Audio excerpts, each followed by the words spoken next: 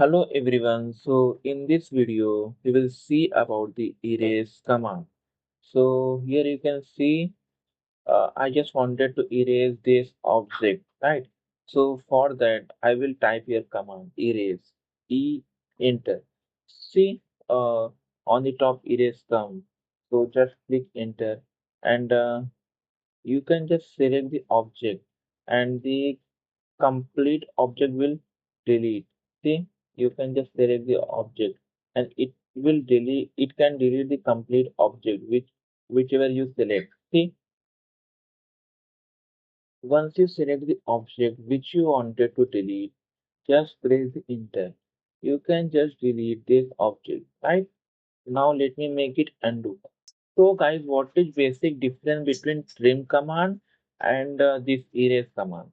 So let me show you when you wanted to delete any object with the help of trim, then it will delete the object till any boundary only. See, between any two object we can say it will delete, trim will delete.